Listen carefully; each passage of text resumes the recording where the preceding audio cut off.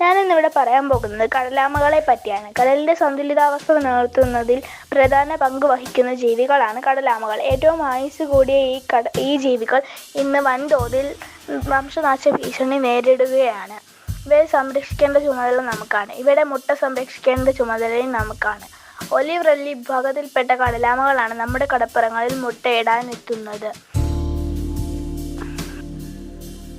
45 മുതൽ 60 ദിവസം വരെ വേണം മുട്ട വിരിയാൻ. മുട്ട വിരിഞ്ഞ് മണ്ണിലെ ചൂട് തട്ടി മുട്ട വിരിഞ്ഞതിന് ശേഷം കടലാമ കുഞ്ഞുങ്ങൾ കടലിലേക്ക് എഴഞ്ഞു പോവുകയാണ് ചെയ്യാറ്. പക്ഷേ ഇപ്പോൾ നമ്മുടെ അന്തരീക്ഷത്തിൻ്റെ ആഗോള താപനില ഉയരുന്നതനുസരിച്ച് മണ്ണിലെ ചൂടും വർദ്ധിക്കും. മണ്ണിലെ ചൂട് വർദ്ധിക്കുന്നത് മൂലം അവയുടെ മുട്ടകൾ നശിക്കുന്നതിന് കാരണമാകും. ലോകത്തിലെ ഏറ്റവും വലിയ കടലാമകളാണ് ലെതർ ബാക്ക് കടലാമകൾ. ലോകത്തിലെ ഏറ്റവും ചെറിയ കടലാമകളിൽ രണ്ടാമത്തതാണ് ഒലിവ് റിഡ്ലി കടലാമകൾ. ഇവയുടെ മുട്ട നശിപ്പിക്കുന്നതും കടലാമകളെ കൊല്ലുന്നതും കേരള വന്യജീവി സംരക്ഷണ വകുപ്പ് പ്രകാരം 3 വർഷം മുതൽ 7 വർഷം വരെ തടവ് ലഭിക്കാവുന്ന കുറ്റമാണ്.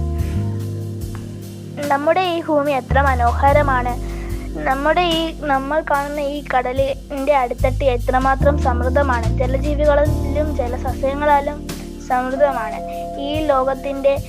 ഈ ഭൂമിയുടെ സന്തുലിതാവസ്ഥ നിലനിർത്തുന്നതിൽ എല്ലാ ജീവജാലങ്ങൾക്കും അതിൻ്റെതായ പങ്കുണ്ട്. നമുക്കും ഈ ഭൂമിയെ സംരക്ഷിക്കാം. നമുക്കിപ്പോൾ ഒന്നായി പ്രതിജ്ഞ എടുക്കാം. നമ്മൾ കടലാമകളെ സംരക്ഷിക്കും, സഹജീവികളോട് സ്നേഹം പുലർത്തും,